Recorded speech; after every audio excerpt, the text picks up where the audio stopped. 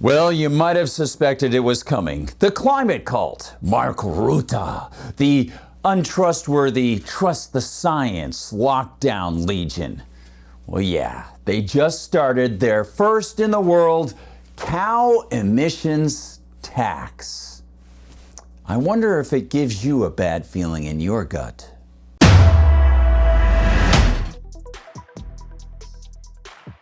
Hi everyone, I'm Gardner Goldsmith for MRC-TV. You know, over the last 80 years, various gangs of Danish political elite have disgorged a lot of poisons into the world. Whether it was the war crimes in Indonesia circa 1948 or the series of attacks former Dutch Prime Minister Mark Rutte engaged in and attempted to expand on farmers, including an attempt to make them cull their stock by 30% by 2030, or it was his attacks on mink breeders or freedom in general, or his immoral COVID lockdowns.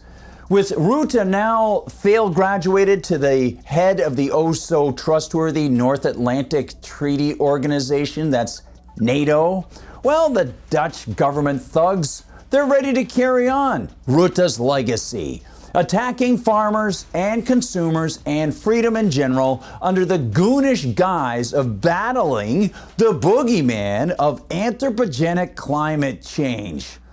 Paul Schwennsen writes for The Daily Economy, a publication of the American Institute for Economic Research, AIER, that the Danish government is ready to bleed farmers and consumers more via, you got it, the world's first cow emissions tax. A methane tax that, because the climate cult infrastructure of taxation thus far has only been built around the insane idea of a carbon tax, well, this methane tax is being forced on ranchers and milk producers via the usefully malleable term carbon equivalent. Reports Schwennsen, quote, Denmark, according to the New York Times, is going ahead with its livestock burp tax. Though hotly contested, the Danish government has nevertheless finally settled on levying farmers 300 kroners, approximately $43 per ton of carbon dioxide emissions, ramping to $106 per ton by 2035. As is the case with many of these farm-targeted green interventions, the action is ludicrously inefficient at addressing the trumped-up problem, while remarkably effective at further cementing state controls over economic production. End quote. Wait, you might say. Doesn't the climate cult's anti-cow crusade revolve around methane, expelled by cattle via belching and flatulence in an evil cattle herd plot to melt the world? Well, yes, they actually are talking about methane, but this is where Rutte's rabble gets even slicker than the typical climate cult crew. See, for years, the climate fascists claimed that human-released CO2 was going to make the earth boil. They tried virtually every vector of attack to sustain their ribald nonsense, including Al Gore's filmic deceptions about the temperature record, redefining the word hurricane to allow for claims of more hurricanes and imply that the cause is CO2, and even communications with other members of government-subsidized so-called research groups to figure out how to hide the decline, in their words, in key world temperature data sets. The goal, of course, has been to claim that carbon dioxide emissions are harming the planet, and thus they require government manhandlers to tax us for our use of cheap, portable, efficient carbon-based energy. As I've written for MRC-TV, the central planners who want to run our lives through so-called regulations, aka mandates, through things like subsidies to anti-market, unattractive fascist green projects, and the people who want to tax us to shape our behavior, well, they've pushed their CO2 setup so long, they've created out of thin air, yes, I know it's a pun, They've created out of thin air a so-called cost of carbon, which the Biden administration has set at $51 per metric ton of carbon dioxide. But of course, since methane is the new boogeyman that the cult is pushing, and the one world, one giant regulatory mob has not yet established a similar fake cost of methane, well, the geniuses in the Netherlands are using CO2 as a proxy, claiming that methane works like X amount of CO2 to usher in Armageddon. And writes Schwennsen, quote, "Cows stand accused of emitting 5.6 metric tons of annual CO2 equivalent emissions," end quote. Yes, CO2 equivalent. Such ridiculous language might give one the impression that the cult has become desperate, but this would be a major error for anyone who actually supports freedom. The very existence of a government-created cost of carbon that can and will be imposed as a tax on human industriousness and human industry itself, well, that's sufficient to indicate the already achieved depth and reach of this government-created money grab monster.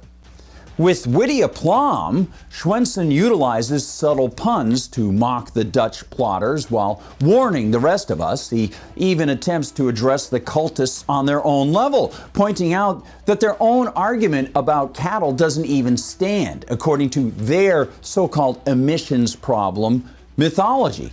Quote, "All this politically motivated tabulating and assessing completely ignores the other side of the ledger, the growing recognition that grazing livestock have a complex, largely offsetting and quite probably net positive impact on overall carbon emissions.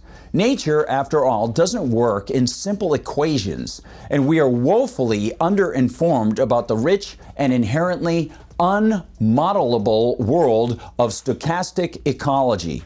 The New York Times, by way of perspective, accounts for 16,979 metric tons of its own, meaning that it, as a single company, has the footprint of 10 Danish dairies.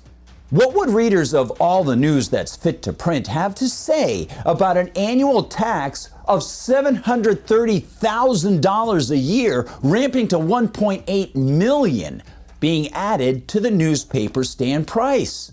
Advocates of a free press might well ask why the government was using state power to make the newspaper of record less competitive. End quote. And finally, Schwennsen observes the fascist goal of this new tax that will cause massive harm to ranchers, consumers, and the truth. Quote, "But in any case, climate science and cow farts aren't really the issue here. The issue is essentially about control and who gets to occupy the commanding heights of a centrally managed economy. A tax on pollution has the aim to change behavior," says Jeppe Bruus, the Danish green transition minister, in an unguardedly candid moment. End quote. That's exactly it. The tax serves three purposes. One, it continues to push the canard that mankind's efforts to engage in free trade and private property respect are somehow dooming the earth, placing it in a greenhouse of anthropogenic CO2 and methane emissions. They'll keep saying it and back it up with their fantasy cost of carbon nonsense. Second, it takes our money. And third, it gives the central planners more power to mold human behavior, using the stick of tax penalty to ward off human endeavors that they despise. It's all based on aggression and fraud, which of course makes sense considering that the idea in the Netherlands germinated under Mark Rutte, one of the most aggressive and underhanded political leaders that nation has suffered in many decades. Oh, yes, of course. Perhaps it just makes sense. How wonderful that he now heads up NATO. Thanks for watching, one and all. Please like and subscribe. Find us on Rumble, where they don't censor us. You can, of course, find us on YouTube where, yes, they still engage in plenty of censorship, and you'll want to double check that you're subscribed if you are subscribed there. Please share the videos from Rumble. That's a big help. You can also find the whole team at mrctv.org. That's mrctv.org. While you're there, please consider donating to the Media Research Center and check out the MRC TV store. Find us on Facebook, TikTok, Instagram, and X. And if you want to find me on Gab, I'm at Gardner Goldsmith on Gab. And on X, I'm at Gard Goldsmith. Thanks for watching, everyone. Please share the videos far and wide. For MRC TV, I'm Gardner Goldsmith.